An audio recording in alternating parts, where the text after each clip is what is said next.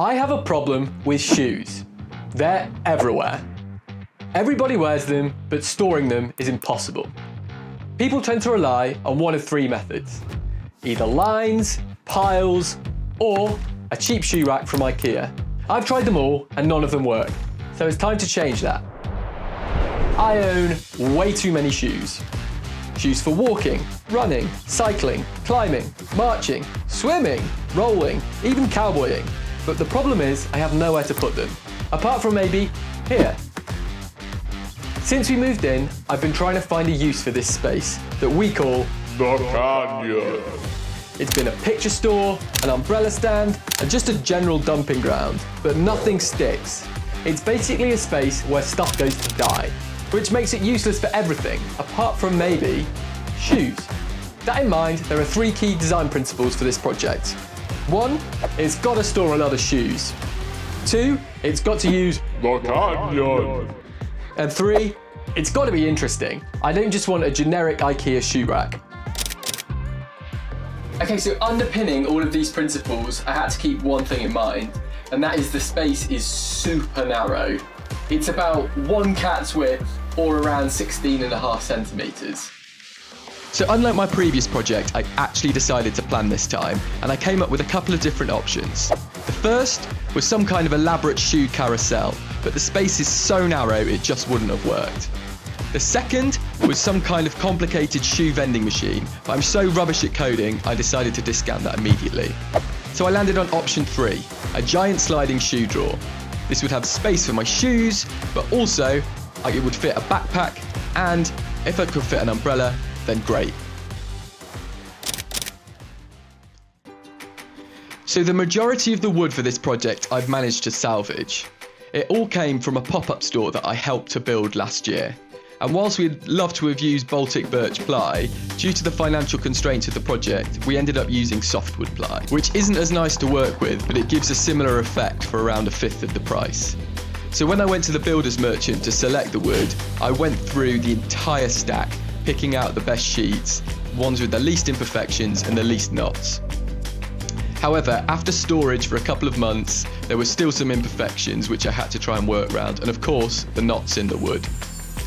So I began to break down the sheet, and I did this outside as my workshop is so small and I couldn't actually fit a full sheet in there easily. However, it started to rain, so after making the initial cuts, I ran inside and started to break things down with the track saw, followed by the table saw. Once I get to working with smaller pieces, it's way more productive and much easier in the size of the space that I've got, which is approximately 2.2 meters across. So after ripping down everything that I would need for the project, I then started to work on the corner transitions. And on reflection, I'm not 100% sure that I made the right decision here, but I went for a butt joint on the large rear back panel and then 45-degree angles cut in for the shelving uprights. To do this, I used a miter saw to cut 90% of the way through the corner uprights and then finished it off with a Japanese pull saw. As I say, I'm not sure this was the most elegant solution to the problem, but it did enable a really smooth corner transition on all 4 corners of the shelving uprights. It was then time to cut out the shelves, and there are actually 12 shelves in this piece.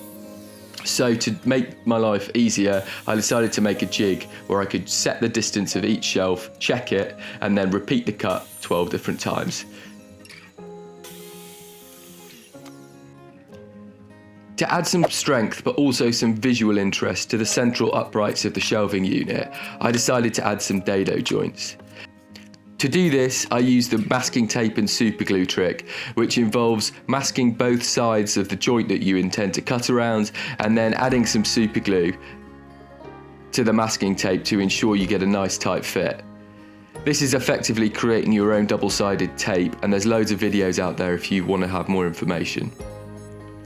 I then used my palm router to route out the channel, ensuring that it was going to be a super tight fit for each of the uprights.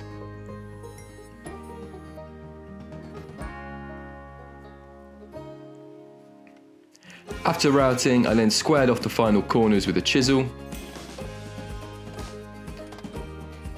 before test fitting the shelf. For all the joints on this project, I decided to use the domino for ease of use.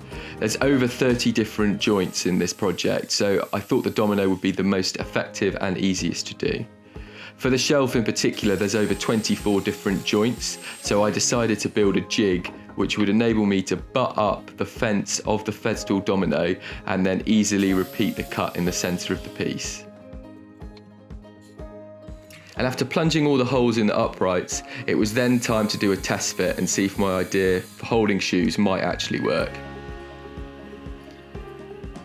So after making sure my largest pair of shoes would fit inside the boxes, it was then time to start thinking about the cross braces which would enable the shoes to be stacked on top of each other. To do this, I took an angle from the mock-up and transferred it over to the mitre saw. I was then able to make multiple cuts at the correct angle in a really quick and efficient manner. And surprisingly, it fitted perfectly first time. I then built a stop and replicated this cut 15 different times for all of the cross braces that I would need in the shelf, before moving on to sanding all of the components prior to assembly. Now, due to the quality of the wood, this took absolutely hours. So after all of your comments on my last video, I decided to give the pastry brush glue up brush a second chance, and I bought a slightly better one and cut down the bristles. After trying it on the initial glue up of the base, I have to say it worked really well, so thank you very much for that recommendation. For the base, I decided to use a couple of brad nails as they wouldn't be seen, and this just helped to pull everything together as I actually didn't have a clamp that would stretch across a full sheet of ply. For the corner uprights, I relied on glue and dominoes for the strength, and this seemed to work really well.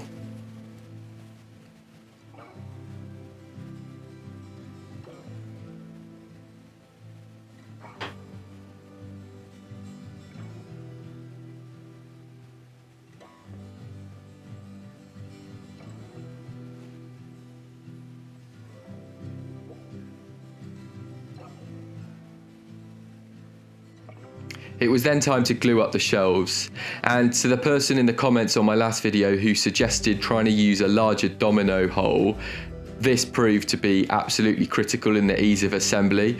Just that little bit of flexibility meant that assembly was so much easier, and I didn't have to rely on a mallet to get everything together snugly.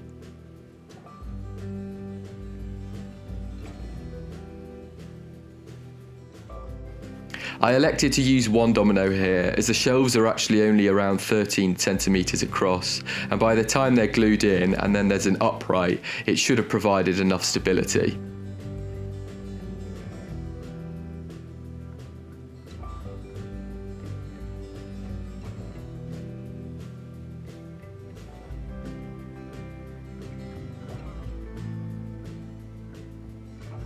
I repeated the same process for all of the shelves and uprights in the build, and you can actually start to see here that my main issue becomes space.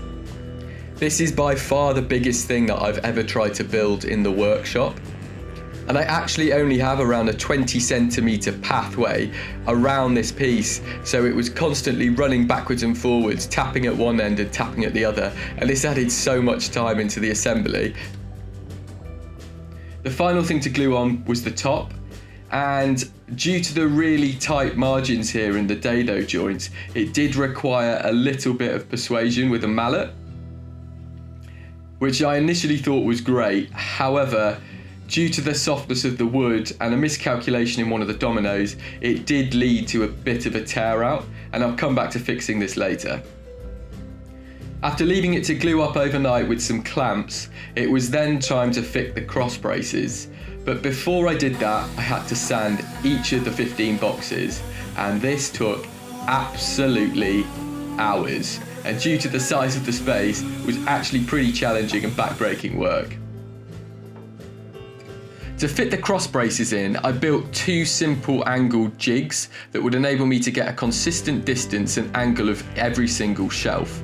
This proved to be a really simple way to get a consistent fit on every single one of the shelves, but also offered me a clear guide of where I could fit up a brad nail. And I decided to use brad nails because clamping 15 different angled pieces would have just been impossible in this tiny space. However, the end result looked really promising. Now, one of the biggest downsides to using reclaimed softwood ply is the poor quality of the wood, and in every single shelf there was pretty much voids and gaps that had to be filled. To do this, I use a mixture of tight bond and also sanding dust that I'd saved throughout this build process. I mixed it together into a peanut butter kind of consistency and then pushed it into each of the joints. This process took hours.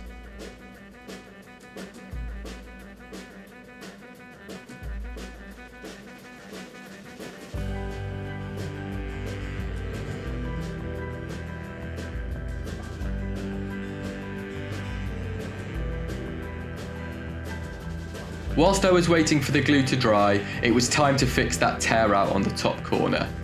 And to do that, I decided to make a plug.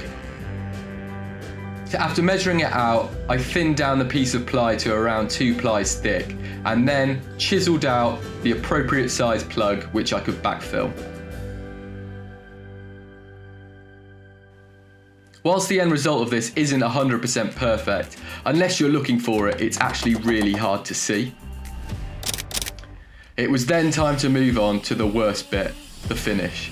And due to the volume of shelves on this project and the difficult angles, this took absolutely hours. And I had to rely on hand sanding for most of it due to the space constraints. So after a few days of sanding, it was time to do a test fit. And I hadn't fully appreciated how heavy this was going to be, and because it's 2 sheets of ply, it's probably around 40 to 50 kilos. So dragging it in was actually quite of a challenge, not helped by the cat. You can see the small wheels here on the base, and due to it rolling across a tiled floor, the intent of these was just to make it really smooth. But to guide the in and out of the actual drawer, I opted to use these really heavy duty drawer slides, and my hope was that this would just provide a little bit of stability and rigidity to the back of the piece.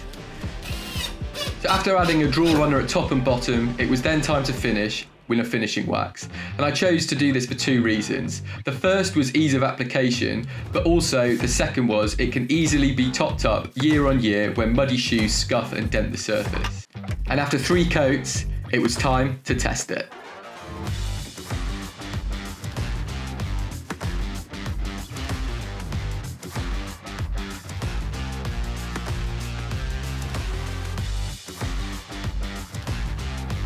So I am so pleased with how this project came out. And when I started it, I wasn't really even sure if it was going to work. But the result has been fantastic, and it can hold 15 pairs of shoes as well as a backpack and an umbrella. The umbrella holder is also 3D printed and held in place with a single screw, meaning in summer I can replace it for something more appropriate. Overall, I really like this piece, even with the imperfections in the plywood, and it has been an absolute game changer to how we store shoes in the house.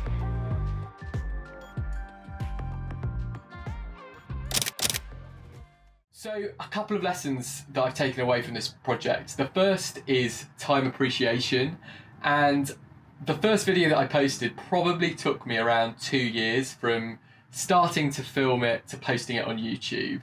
And I guess I didn't appreciate how much time I'd invested in editing it, filming it, putting something together. And when I set myself the challenge of trying to do a video each month for this channel, I really hadn't appreciated how much time it would take me. So there's been a lot of late nights and early mornings around work trying to make this video.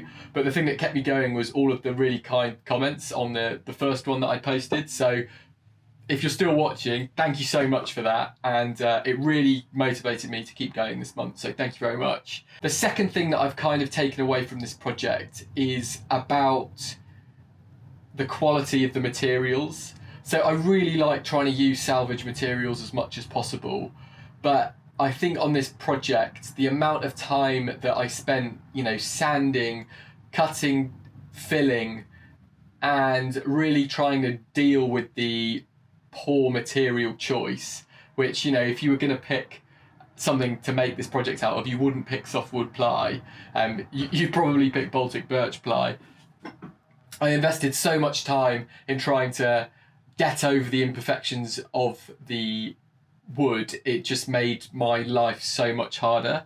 And hindsight is 2020, but I really do wish that I'd probably gone and bought the Baltic birch ply, and just taken the hit on the cost, because it would have been a better end product and I would have really enjoyed making it more. So this is something that I need to figure out going forward, is how I integrate that love of salvaged or sustainable materials as much as possible, but also balancing that with the reality of I don't have that much time to make stuff. So when I do make it, I want to enjoy it as much as possible. So thank you so much for watching. If you've got this far, I really, really appreciate it. And please like and subscribe. I've got some fun ideas coming up for next month.